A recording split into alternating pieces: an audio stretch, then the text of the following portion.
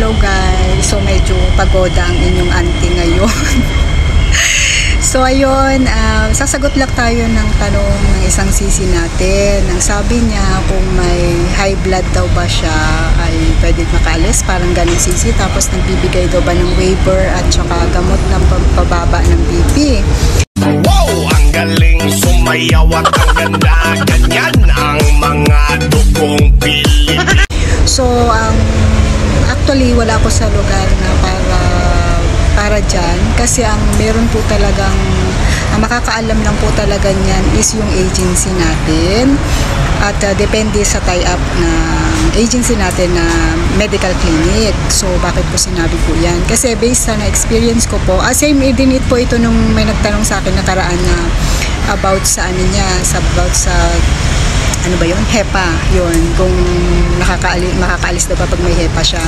Actually guys, may mga ilang agency na iba-iba yung patakaran nila na pagdating sa medical natin. Kasi una sa lahat, merong mga agency na medyo mahigpit pagdating. Kaya nga tayo may medical na tinatawag. Kasi katulad kasi minsan sa HEPA, yung natanungan ko kasi ng agency, hindi nila talaga, ang tawag doon, hindi nila kinukonsider o tawag doon, ang may HEPA, kailangan mo na magpagaling. Kasi ang HEPA po is nakakahawa. Ngayon, pero may mga napapanood ako, may napapanood ako na nagbi-video, nagba-vlog na nakaalis naman daw doon sa agency nila, is pwede daw makapaalis ang may HEPA.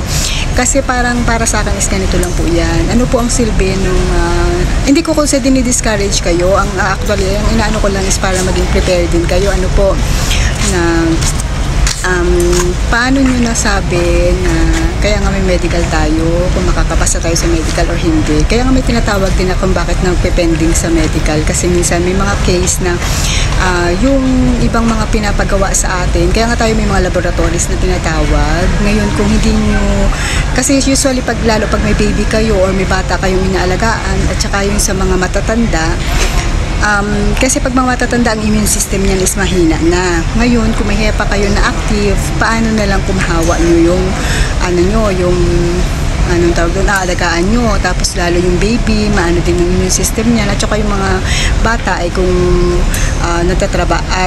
nag-aaral. So may tendency makapasa kasi kayo. So may mga ilan, kahit ano na lang, parang common sense na lang sa inyo. Gusto nyo bang i-hire yung helper na pwedeng maging cause ng maano nyo ang health ninyo or health ng mga mahal nyo sa buhay, katulad ng mga anak nyo?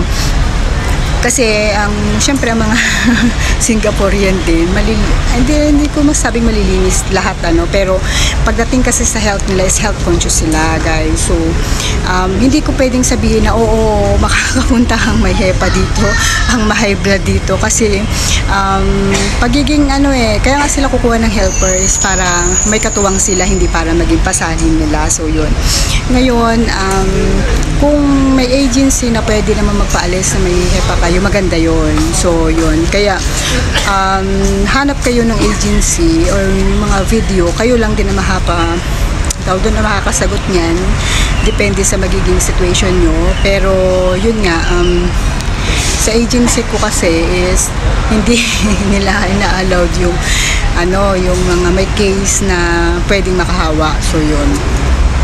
Ngayon, depende sa agency, hindi ko sinasabing lahat kasi iba-iba po ang agency. Katulad na lang nung na-experience kong agency sa Pinas, kasi nagkaroon ako ng dalawang agency. So yung tie-up agency ng Singapore, nagkaroon ako ng dalawang agency sa Pinas. Una sa NIR agency at saka pangalawa ay sa Luzerne. Kaya ako nagkaroon ng dalawang agencies kasi yung kontrata ko sa NIR hindi ma-forward. Kaya hindi ako makapag-PDOS at saka hindi ako makapag-OWA kasi yung kontrata ng agency ng Singapore hindi niya ma-forward sa NIR agency ng Pilipinas. So, bago pa lang ako nag-process ng papers ko sa NIR, bago ako nag-testa, nag-medical muna ako kung fit to work ako, guys. So, doon sa amin is may dental. Doon wala akong problema. Nung yung dental ko, chinek, walang problema yung dental ko. Pero nung nandun na ako sa Luzerne, December ako nag-medical. So sa clinic na pinagmedikalan ko dun sa NIR, walang problema yung dental ko. So, nung lumipat ako sa Luzerne, kasi doon pwedeng i-forward yung kontrata ko, hindi nila in-accept yung medical ko sa NIR kasi nga meron silang tie-up lang na clinic na para sa kanila. So, yun. So, ang ginawa nila is pinaremedical nila ako. At doon nagkaroon ako ng problema sa ngipin na kailangan daw, sabi nung dentist na naanuhan ko is may case na pwede ako mapending unless ipapapasta ko yung isang ngipin ko. Actually, walang butas yung gusto niyang pastahan, pero sabi niya is kailangan daw yun kasi magkukos na daw ng ano yun sa in the future. So, kailangan may pastahan daw ako doon. Ngayon, sinabi ko yun sa agent ko, na sabi may papastahan daw, wala akong budget. Sabi ko ganun, kasi nga medyo matagal din ako na, kumbaga nagaling ako sa NIR, syempre nilakad-lakad ka ng mga trainings mo, mga kung ano-ano, tapos nag-resign na kasi ako noon. So, sabi ko wala akong budget para dyan kasi 450 din yun.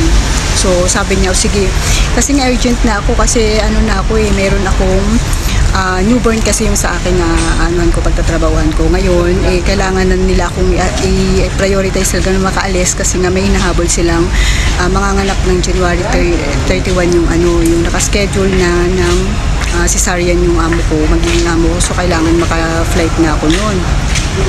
So, ang nangyari nun guys ay kinausap ko yung agent ko, sabi niya, sige, sabi niya, wag mo nang gawin yan. Sabi ko, hindi naman talaga totally ganun ka-importante yan kasi hindi naman siya sirang ngipin. Talagang gusto lang niya pastahan. Tapos, ako guys, machika ako. So, yung mga kasama ko din na nagme-medical nun is lahat kami na naka-ano dun sa dentist na yun, gustong may papastahan. So, ngayon, namin na parang naisip ko ngayon, parang pera-pera tong dentist na to. Kasi sabi ko, kung i-insist niya talaga na papastahan, hindi ako sa kanya magpapapastahan. Hanap ako na ibang dentista at mag-aano lang ako doon na okay na napastahan ako, pero hindi ako sa kanya kasi talagang na-stress ako nun sa kanya guys kasi pakiramdam ko pinipirahan lang kami yung ganong moment, yun yung feeling ko nung time na yun.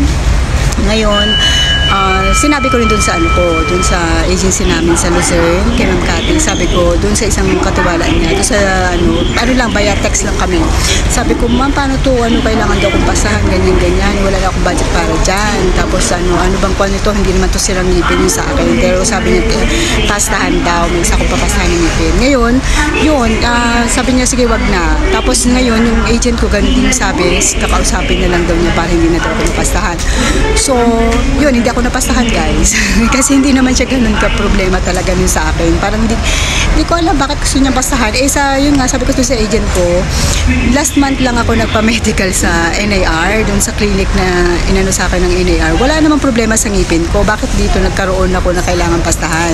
So, doon ko nalaman guys na iba-iba ang ng mga clinic sa Pinas. So, may clinic na sa kanila pwede, doon pala sa kabila is hindi. So yun, kaya yung sagot sa tanong na kung halimbawa may high blood pressure or kaya may HEPA, ganun. So depende po sa agency natin sa Pinas. So kung ako sa inyo, kung may mga ganung case kayo, mas okay na lang siguro na mag-direct hired kayo kasi ang direct hired, bali dito na kayo mag-apply. So meron na kayong amo, tapos iti-training na lang kayo sa Pinas. So pag training pa lang dun sa sa medical, wala pa naman silang ilalabas na pera niyan Tapos pa lang, parang ang magagastos nyo lang in case magka-problema kayo or mapending man kayo is yung medical nyo lang. Usually 2,500, 3,500, mataas na yung 5K na magagastos ninyo.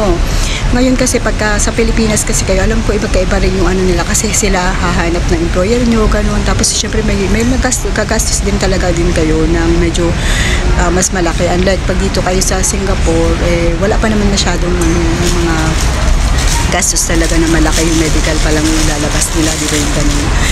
Tapos minsan tayo pa ang pinag-cover nila ng So, yun ang sagot sa tanong ko is depende. So, malalaman mo lang din talaga yan kung yung sa'yo ng medical clinic ng agency mo, yung sa tie-up na agency dito sa Pinas. Ngayon, hanap ka na lang na agency na sabi nila, may mapanood ka man na agency na sabi is pwede na-accept nila, di okay yun, try mo lang din kasi depende din kasi sa employer yan. Kasi kung akong employer, mag-hired ba ako in the future, baka magkaroon akong problema, sa dami na nag-a-apply dito, di ba?